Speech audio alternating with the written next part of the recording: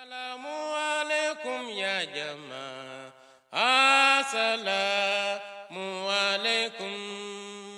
Salamu, salamu, salamu. Salamu alaikum ya jamaah. Salam.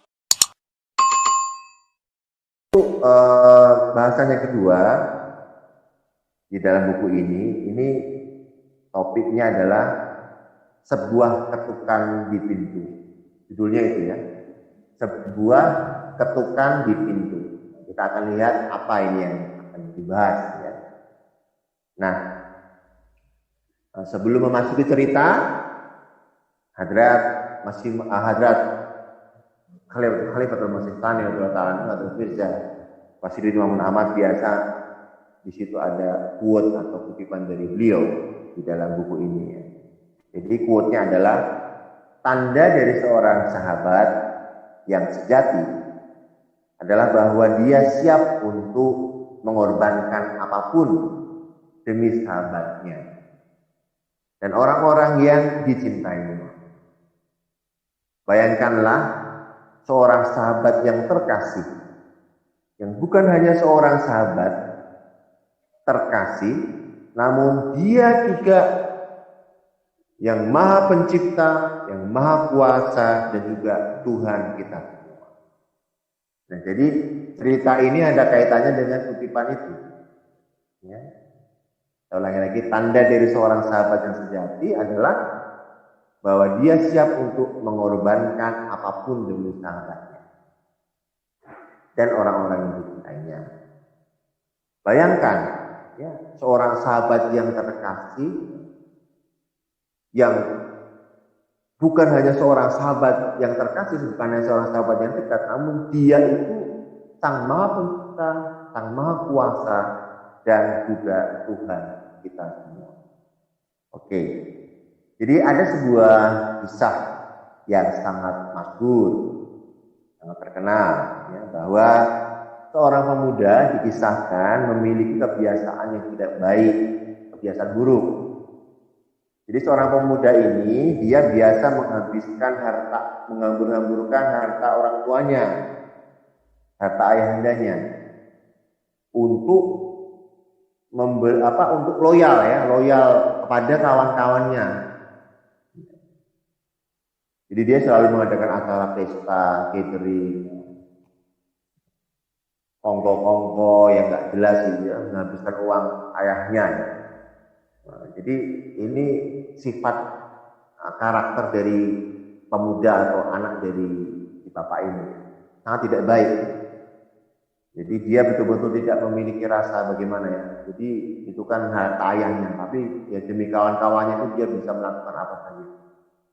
Ya, sangat loyal kepada kawannya. Dia hambur-hamburkan harta ayahnya untuk kawan-kawannya yang nggak benar itu. Nah, ayahnya itu selalu menasihati si pemuda ini. Ayahandanya berulang kali menasihati anak ini bahwa ini anak-anak ini, mereka itu orang-orang yang tidak tulus, mereka itu orang-orang yang suka memuji kamu, merayu kamu dengan tidak tulus ya, ada maunya. Dan mereka ini anak-anak muda yang egois. Kenapa egois ya? Pasti kalau anak-anak muda yang tidak egois ya akan mengingatkan, kamu jangan begitu, kasihan ayahmu. Karena mereka ini egois ya, mereka senang saja. Si fulan ini ngabisin uang ayahnya, dia senang ya. Makanya ayahnya mengatakan mereka ini anak-anak yang egois. Anak egois. Jadi ayahnya mengatakan mereka tidak memiliki rasa cinta yang tulus kepadamu, kata ayahnya. Jadi ayahnya menasihatkan, jangan engkau hancurkan harta dari ayahmu untuk hal-hal yang tidak berguna seperti ini. Namun anaknya tidak merasa apa, dia nggak terima gitu. Anaknya ini ya tidak mendengar nasihat ayahnya, terus saja dia melakukan hal-hal demikian. Jadi ayahnya mengatakan sampai satu kali ya, ayahnya di sini ya, Ayahnya mengatakan di sini ya, bahwa mereka itu bukan sahabat sejatimu. Tapi anaknya membantahnya bahwa mereka itulah sahabat sejati saya. Kemudian ayahnya menyangkal lagi, bagaimana mungkin kata ayahnya, kamu bisa mengumpulkan banyak yang kamu bilang sahabat-sahabat setiamu itu di sekelilingmu, kata ayahnya. Bagaimana mungkin kamu bisa mengumpulkan orang-orang yang katanya sahabat-sahabat sejatimu itu sebanyak itu, selalu mereka itu berada di sekelilingmu, kata ayahnya. Sedangkan saya, kata ayahnya, saya itu hanya memiliki satu orang sahabat saja sampai saat ini. Padahal ayahandanya itu yang memiliki harta sedemikian banyak. Tapi ayahandanya mengatakan, saya saja hanya memiliki satu orang sahabat sampai saat ini, kata ayahnya. Jadi beliau mengatakan lagi, menanyakan bagaimana mungkin selalu ada perkumpulan atau gathering yang kamu sebut sahabat-sahabat sejati. Ayahnya itu tidak percaya itu mereka itu berkumpul itu karena mereka itu memiliki rasa solidaritas atau cinta yang sebenarnya kepada si anak ini. Nah, jadi sekian lama berlalu, ya ini ceritanya seperti itu. Anaknya nggak menerima nasihat advice ayahnya itu, tidak masuk ke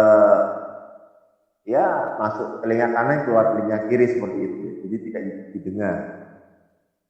Jadi satu hari ayahnya mengatakan kepada anak ini, ya, jika kamu masih terus seperti ini, jika kamu masih tidak percaya dengan saya, ayahnya, maka kenapa kamu tidak membuat satu uji coba, satu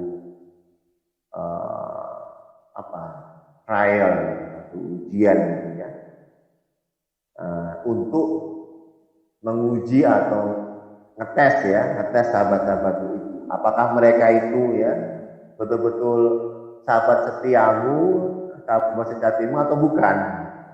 Anaknya bertanya, anaknya mulai juga. Anaknya bertanya kepada ayahandanya, bagaimana aku harus menguji mereka, ayahanda? Bagaimana aku harus menguji sahabat-sahabat saya itu? Lalu ayahnya menjawab di sini, pergilah ke setiap rumah para sahabat. Pergilah ke setiap rumah mereka. Dan kamu bilang ke setiap sahabatmu itu bahwa ayahmu telah mengusir kamu. Dan kamu tidak diberikan sepeser pun harta dari ayahmu. Akses untuk mendapatkan harta ayahmu sudah ditutup semuanya oleh ayahmu. Bilang gitu. Dan mintalah pertolongan kepada mereka untuk memberikan sejumlah uang lah. Sedikit saja, nggak usah banyak-banyak. Untuk bekal kamu bertahan hidup. Ya. Dan supaya kamu bisa mendapatkan tempat tinggal. Karena kan sudah diikhtiar. Jadi si anak ini berpikir, boleh juga ya.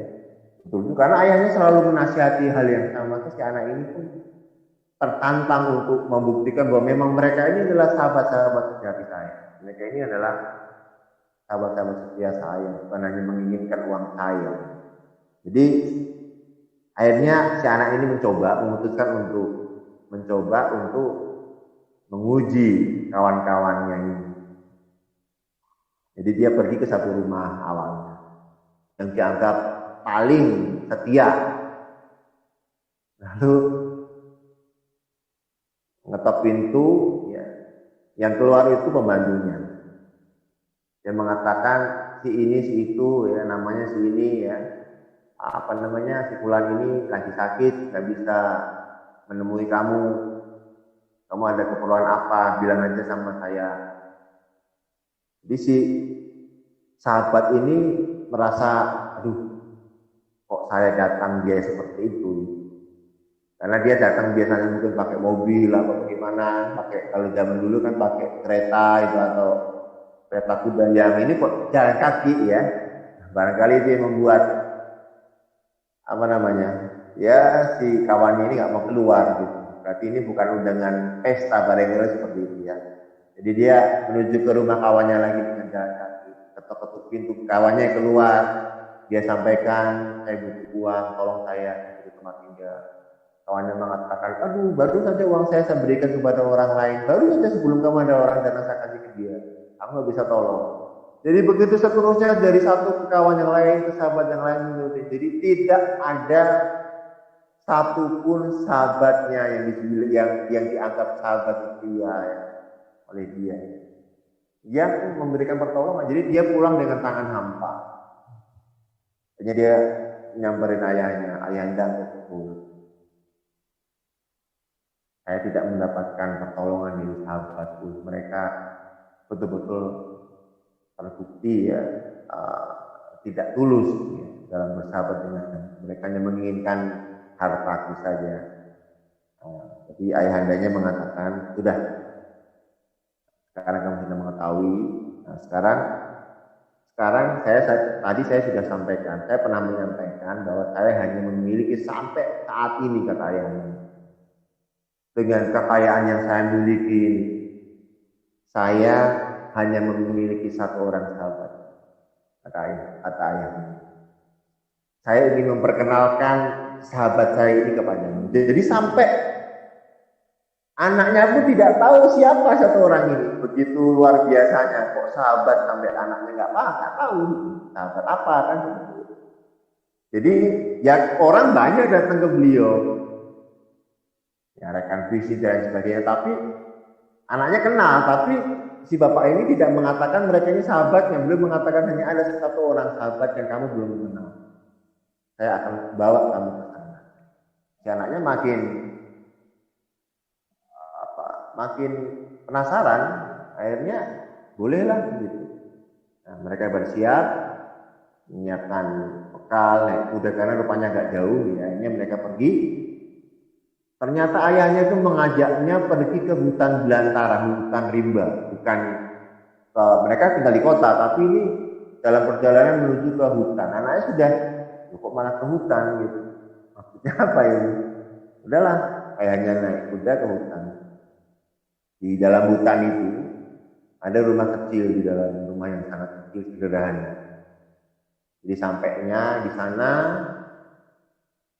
ayahnya turun dari kuda, jalan sama dia, anaknya, kemudian ayahnya itu ngetok pintu dan menyebut nama sahabatnya. Kalau sahabatnya dari dalam rumah menyaut,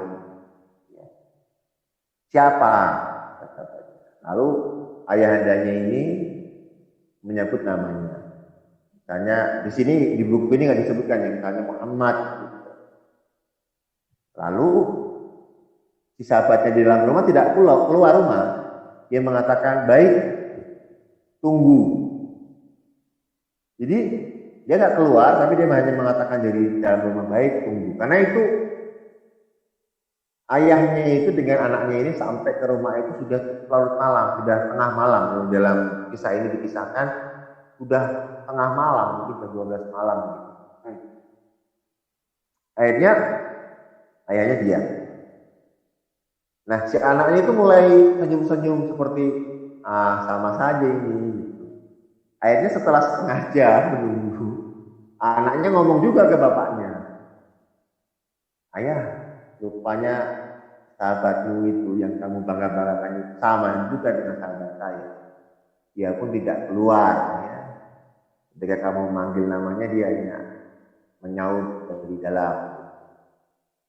Lalu ayahnya hanya menjawab di sini, jangan terburu-buru untuk menghakimi orang lain. Nah, sabar, nanti kamu akan tahu alasannya kenapa dia tidak langsung keluar rumah, kata ayahnya ini. Nah, setelah setengah jam itu ya, kemudian lewat berapa menit, 15 menit ya seperti itu. Kemudian sahabat ayahnya itu keluar dari rumah sambil menggandeng tangan istrinya. Jadi istrinya juga keluar. Nah, di ikat pinggangnya itu ada sarung pedang. Nah, di tangan kanannya itu dia memegang pedang. Ya, jadi tangan kanan pegang pedang, tangan kirinya memegang tangan istrinya. Seperti itu. Nah, lalu dia mengatakan, saya mohon maaf, sahabatku, kamu datang tengah malam, kamu mengetuk pintu dan memanggil aku. Dan saya terlambat untuk datang keluar rumah dan menyambutmu. Lalu beliau mengatakan, aku akan menjelaskan kenapa aku terlambat. Jadi ketika kamu datang tengah malam, aku langsung berasumsi, aku langsung berpikir, sebelum aku bicara denganmu, aku berasumsi, aku berpikir bahwa kedatanganmu di tengah malam saat ini pasti engkau dalam kesulitan yang sangat besar, kata si sahabat ini. Pasti engkau membutuhkan pertolonganku, sehingga kamu datang tengah malam ke rumahku. Nah, dalam hal ini kata si sahabat ini, ya, aku mengambil pedang. Kamu melihat aku membawa pedang. Barangkali kamu membutuhkan aku, ya, memerlukan pertolonganku, ya, sehingga aku bisa menggunakan pedang ini untuk menolong kamu. Dan lalu kemudian beliau mengatakan, lalu aku berpikir juga, katanya, meskipun engkau seorang miliarder, uangmu banyak, bermiliar-miliar, tapi engkau pasti punya masalah. Bisa saja engkau punya masalah finansial. Makanya kamu datang saat tengah malam seperti ini. Maka tadi saya agak lama, kata si sahabat ini, karena aku mengumpulkan uangku sedikit demi sedikit selama ini. Ya. Uang itu aku kumpulkan sesen demi sesen, mungkin seperti itu ya. Ya. Lalu uang itu sejumlah 5 juta. Kalau tadi dia punya 5 miliar, kalau dia punya 5 juta mengumpulkan uang itu. Dan uang itu aku simpan di dalam tanah. Jadi dia menggali tanah dan uangnya itu supaya aman disimpan di dalam tanah. Jadi aku menggali tanah, ya, membutuhkan waktu ya untuk mengambil tas yang aku kubur itu, yang berisi uang. Dengan keperluan apa? Dengan keperluan supaya uang ini aku akan berikan kepadamu apabila memang kamu membutuhkan uang itu. Ya. Nah, aku bawa istriku katanya saat ini. Aku bangunkan dia ketika dia sedang tidur. Aku bangunkan dia. Aku bawa dia ke sini. Aku berpikir barangkali istrimu sakit. Kalau kamu membutuhkan seseorang untuk merawat istrimu, membantu pekerjaan rumah di sana, maka aku juga bawa istriku untuk membantumu melayani istrimu yang sakit. Barangkali istrimu sakit dan ya segala keperluan rumah tanggamu di sana, nanti istri saya yang akan mengurusnya, demikian. Jadi kesemuanya ini, kata sahabat ini, aku serahkan kesemuanya ini kepadanya. Lalu ayahnya tadi menoleh ke anaknya sambil mengatakan, inilah sahabat sejati saya. Jadi ayahnya itu belum ngomong, belum meminta apa-apa. Tapi sahabat sejatinya ini sudah menyiapkan segala sesuatunya dengan asumsi ini, barangkali kamu minta ini, aku siap membantu kamu, ini sudah aku siapkan. Ini luar biasanya sahabat si ayah ini. Nah, jadi Hadrat Mirza Basiruddin Mahmud Ahmad dia menjelaskan bahwa contoh ini mengandung pelajaran yang sangat berharga kepada kita semua. Ya. Jika seorang sahabat sejati, seorang manusia ya, yang merupakan sahabat sejati kita, dia mampu berlaku demikian. Lalu bagaimana jika kalian bersahabat dengan Tuhan? Seorang sahabat yang dengan kesederhanaannya tinggal di hutan belantara, ya, itu harta satu-satunya yang dia miliki. Bagaimana ketika si bapak ini belum ngomong, masih di dalam hati saja, sahabatnya itu sudah menyiapkan segala sesuatunya. Nah, bagaimana dengan kalau kita itu bersahabat dengan Allah Ta'ala? Bagaimana ketika Allah Ta'ala itu kita jadikan sebagai sahabat kita? Dalam Quran dan ahli aulia Allah. Kita ini sahabat-sahabat dekat kekasih Allah Subhanahu wa Ta'ala. Dan Allah Ta'ala bukan seperti orang yang sederhana itu. Allah Ta'ala itu maha segalanya. Apa yang akan menjadi kesulitan ketika kita semua sudah menjadi sahabat dengan Allah Subhanahu wa Ta'ala? Tidak ada lagi kesulitan, tidak akan ada lagi kesusahan, tidak akan ada lagi kekhawatiran. Karena kita telah menjadikan Allah Ta'ala sebagai sahabat kita yang sejati. Ya. Jadi ini hikmahnya ya dari cerita ini, ya, bagaimana ketika jadi seorang sahabat itu bukan harus selalu berada di sekeliling seperti itu, tidak. Nah, si sahabat ini dia nggak nampak, tapi betul-betul ketika dia dibutuhkan ya, atau ya ketika kita menjadikan Allah Ta'ala sebagai sahabat, ketika kita membutuhkan sesuatu, itu orang-orang yang tidak kita kenal, kalau di minggu yang lalu kan kita bahas, orang yang tidak kenal pun bisa Allah Ta'ala rubah dia, dan dia bisa menjadi penolong-menolong kita. Jadi tidak perlu banyak sahabat yang seperti anak itu ya, kemana-mana ngikut ya, seperti apa, raja begitu ya, banyak pelayan. Tapi mereka semua ternyata tidak memiliki ketulusan dan kesetiaan yang diharapkan. Tapi kalau kita bersahabat dengan Allah Ta'ala, siapapun yang Allah Ta'ala kehendaki, dia akan bisa menjadi penolong-penolong. Istilahnya menjadi malaikat-malaikat penolong kita, malaikat yang tak bersayap, dan seperti itu. Malaikat-malaikat yang menolong kita, karena menolong kita makan disebut malaikat, tapi dia tidak memiliki sayap. Nah inilah bagaimana kuasa Allah Subhanahu wa Ta'ala ya. Ketika kita sudah menjadikan Allah Ta'ala sebagai sahabat kita, maka Allah Ta'ala sendiri akan menggerakkan hati orang-orang ini untuk menolong kita. Meskipun setelah itu orang itu nggak ada. Jadi nggak harus kita berpikir bahwa ketika ada masalah harus ini si itu yang menolong kita. Tidak, nggak seperti itu. Bahkan justru kalau malah diandalkan, kadang-kadang malah yang menurut kita bisa menolong malah nggak bisa menolong. Tapi Allah Ta'ala itulah ya, yang maha kuasa untuk menggerakkan siapa saja ya, yang mereka itu justru akan menjadi penolong kita pada saat, justru orang itu akan menjadi sahabat kita pada saat itu.